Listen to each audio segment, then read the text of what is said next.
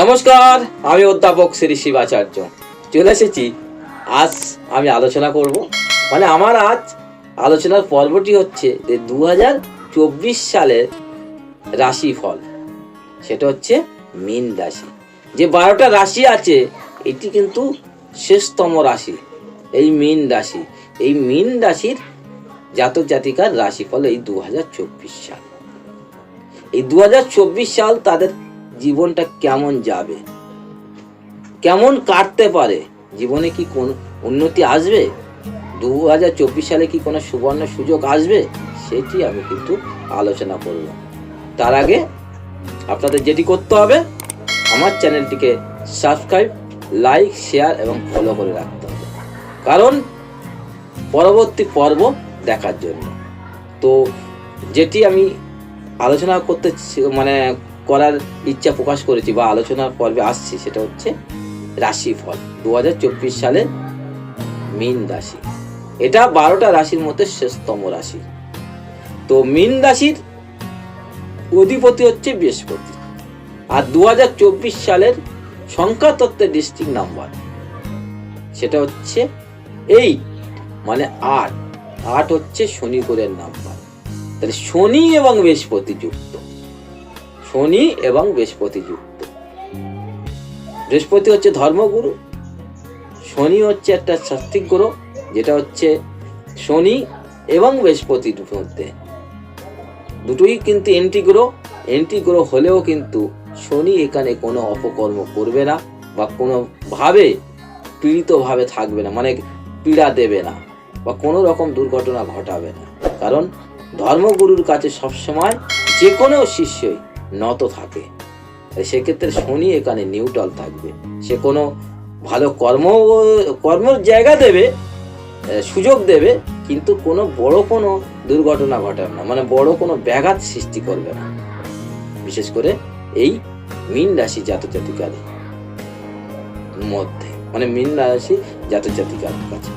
তো সেই ক্ষেত্রে আমি যেটা আলোচনা এইটাই কিন্তু আমি আলোচনা করব, যে এই শনি এবং বৃহস্পতির যে একটা একটা দুজনের মধ্যে একটা সংযোগ, সেই সংযোগে, কারণ শনি বৃহস্পতির একটা সংযোগ আমরা অশুভ বলে থাকি, কিন্তু এক্ষেত্রে অশুভ নয়। বারবার বলছি, বৃহস্পতি ধর্মগুরু, তার ধর্মগুরুর কাছে শিষ্য সবসময় নত থাকে। তার জন্য 2024 সাল আলটিমেটলি ভালোই যাবে মীন রাশি জাতক জাতিকা। কিছু কিছু শুভ ঘটনা ঘটবে। আর আরো একটা স্মরণ করিয়ে দিই আপনাদের, যে এই মীন রাশির জাতক জাতিকার কিন্তু শনির 7.5 কিন্তু শুরু হয়েছে, প্রথম পর্যায়ে। এই প্রথম পর্যায়ে আসার জন্য একটু সমস্যা আসবে। কাদের আসবে? যাদের জন্মছকে কেবলমাত্র শনি কোনোভাবে পীড়িত। যদি না শনি পীড়িত থাকে, শনি যদি জন্মছকে ভালো জায়গায়, ভালো স্থানে অবস্থান করে, সেক্ষেত্রে কিন্তু শনির 7.5 কোনো আঘাত আনতে পারবে না, কোনোভাবে বাধা সৃষ্টি করতে পারবে না। আর যদি শনি কোনোভাবে পীড়িত থাকে, সেই ক্ষেত্রে কিন্তু বাধা সৃষ্টি করবে। তাই বলে বাধা সৃষ্টি শনির 7.5 আছে বলে বাধা সৃষ্টি করবে বা তার জন্য কোনো সুবর্ণ সুযোগ আসবে না, কোনো কিছু ঘটবে না, কিছু কিছু শুভ ঘটনা ঘটবে। আমার বিচারে বলছে, আমার প্রেডিকশনে বলছে, কিছু কিছু শুভ ঘটনা ঘটবে। কি ঘটনা? নতুন কর্মে যোগ, নতুন কর্মের একটা সুযোগ আসবে, সেই সুযোগটা আসবে। আর আসবে কি? সেটা হচ্ছে ছোট ভাই বোনেদের সহায়তায় একটা আর্থিক উন্নতি। হয়তো দেখা যাচ্ছে নিজের সংসারে বোন আছে বা ভাই আছে, সে হয়তো ভালো কর্ম করলো বা নিজের ব্যবসার সঙ্গে যুক্ত হয়ে গেল, গিয়ে দেখা যাচ্ছে আরো আর্থিক উন্নতি হচ্ছে। এরকম ধরনের একটা সুযোগ কিন্তু এই 2024 সালে আসবে। কোন রাশি? সেটা হচ্ছে মীন রাশি জাতক জাতিকার। কারণ এই সুবর্ণ সুযোগ এগুলো। আর কি? শিক্ষার ক্ষেত্রে একটা আমূল পরিবর্তন, শিক্ষার ক্ষেত্রে আমূল পরিবর্তন। বিবাহে বাধা যেটা ছিল, সেই বাধা কিন্তু ছেড়ে যাবে, বিবাহ সুযোগ আসবে, বিবাহ হবে এই 2024 সালে। কোনো মীন রাশি জাতক জাতিকার দেখা যাচ্ছে এরকম সমস্যা হচ্ছে, হয়তো 2-4টে পাকা দেখা ভেঙে গেছে, বিবাহ হচ্ছে না, কিন্তু সেই সব ছেলে মেয়েদের ক্ষেত্রে কিন্তু এই সুবর্ণ সুযোগ 2024 সাল। আর কি বলছি, ব্যবসার ক্ষেত্রে বললাম, অর্থনৈতিক ক্ষেত্রে বললাম, বিদ্যার ক্ষেত্রে বললাম, বিবাহর ক্ষেত্রে বললাম।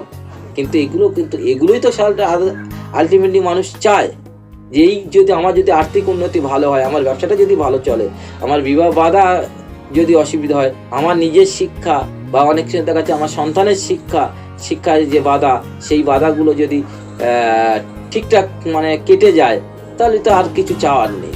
কিন্তু এই সুযোগগুলো কিন্তু সাধারণত মীন রাশি জাতক জাতিকার আসবে। আর কিছু কিছু সমস্যা আসবে, যেহেতু দ্বিতীয় পর্যায়ে যখন প্রথম পর্যায়ে যখন শুরু হচ্ছে শনির সাড়ে সাথী, সেই ক্ষেত্রে একটু সমস্যা আসবে।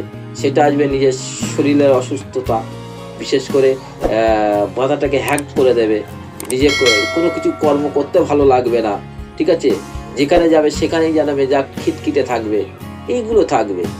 আর কি আসবে, সন্তানের দিক থেকে একটু সামান্য একটু আসলেও, কিন্তু সবচেয়ে বড় হবে যে পরিবারের যে কোনো গুরুজনের মৃত্যু, এটা কিন্তু একদম দেখা যাচ্ছে মাস্ট। এরকম সমস্যা কিন্তু হবে। আর যে সমস্যা এইরকম ধরনের একটা গুরুজন হানি হবে, একটা পশু হয়তো মারা যেতে পারে, বাড়ির কোনো পোষ্য কোনো কিন্তু মারা যেতে পারে এই শনি সাড়ে সাথে প্রথম পর্যায়ে চলাকালীন, বিশেষ করে এই ধনু রাশির জাতক জাতিকার এই।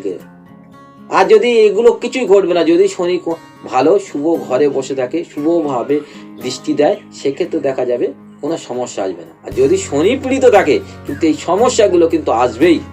এই সমস্যা থেকে কিন্তু ফেস করতে হবে। আর কি, পারিবারিক একটা পারিবারিক অশান্তি কিন্তু ভুগতে পারে। এইসব ক্ষেত্রে এইসব সমস্যাগুলো কিন্তু আসবে। আর কি, কোনোভাবে চোট, পায়ে কিংবা হাতে চোট লেগে হয়তো সেটা ভেঙেও যেতে পারে, তার জন্য অর্থ ব্যয় হতে পারে নিজের শরীরের ক্ষেত্রে। বিশেষ করে স্ত্রীর ক্ষেত্রে এটা বেশি দেখাচ্ছে। হ্যাঁ, নিজের ওয়াইফের ক্ষেত্রে কিন্তু এই সমস্যাটা বেশি দেখা যাচ্ছে, হাড় ভাঙা, ঠিক আছে, এরকম কিন্তু সমস্যা আসবে। তো সেইগুলো কিন্তু আপনাদের যে কোনো ভালো অভিজ্ঞ জ্যোতিষের কাছে পরামর্শ নিয়ে সেটাকে প্রতিকার করতে হবে। সঠিক যদি মনে করেন যে আমি কোনো অভিজ্ঞ জ্যোতিষের কাছে যাব না, আমি নিজে থেকেই প্রতিকার করব, আমি যদি ঈশ্বরের শরণাপন্ন হই, আমি যদি শনিদেবের শরণাপন্ন হই, মা দক্ষিণাকালীর শরণাপন্ন হই, তাকে যদি সঠিক মন্ত্রপাঠ, সঠিক পূজার্চনা করি, তাহলে আমার কারোর কাছে যাওয়া লাগবে না, আমি নিজে থেকেই নিজের পথ পরিষ্কার করতে পারি। তাহলে সেক্ষেত্রে কারোর কাছে যাওয়ার দরকার নেই। আমি যদি নিজে থেকে নিজের পথ পরিষ্কার করি, তাহলে কোনো ব্যাপারই না।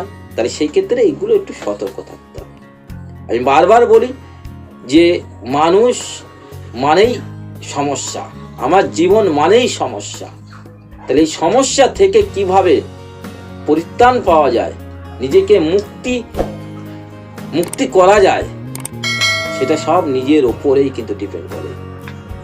কেউ আপনার এই পথ দেখিয়ে দেবে না, কেউ বলবে না যে আপনি এই করুন ওই করুন। একজন অভিজ্ঞ জ্যোতিষী কিন্তু বলে দিতে পারে, আপনাকে বলে দেবে যে আপনি এই সমস্যায় ভুগছেন, আপনি এই করুন ওই করুন, তার থেকে আপনি অবশ্যই বাড়াবেন। কিন্তু তার কথা মতো সেগুলো করতে হবে, সঠিক প্রতিকার নিতে হবে, তাহলেই তো আপনি সেই সমস্যা থেকে মুক্তি পাবেন।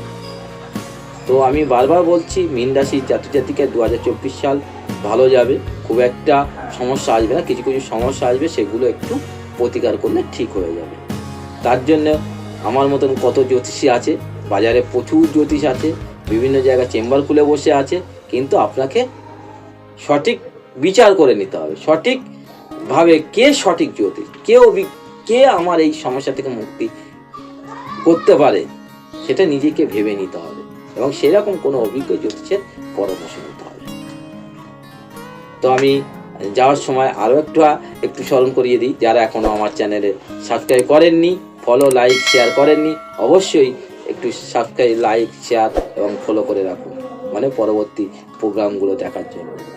তো আমার প্রোগ্রাম অনেকে দেখি, অনেকে রিপ্লাই দিচ্ছে, জানিয়েছে স্যার এইটা করুন, এইটা বলুন, আমি এই সমস্যায় ভুগছি, আমি কি করব, আপনার সঙ্গে কিভাবে যোগাযোগ করব। তো আপনারা যদি কোনো সমস্যায় ভোগেন, আপনার জীবনে যদি কোনো সমস্যা থাকে, অবশ্যই আপনারা যোগাযোগ করুন, অবশ্যই আমার চেম্বারে যোগাযোগ করুন, কিংবা আমার মেসেজ বক্সে মেসেজ করে জানান, কিংবা আমার যে ফোন নাম্বার দিয়েছে সেই ফোন নাম্বারে আমার সঙ্গে কন্ট্যাক্ট করুন।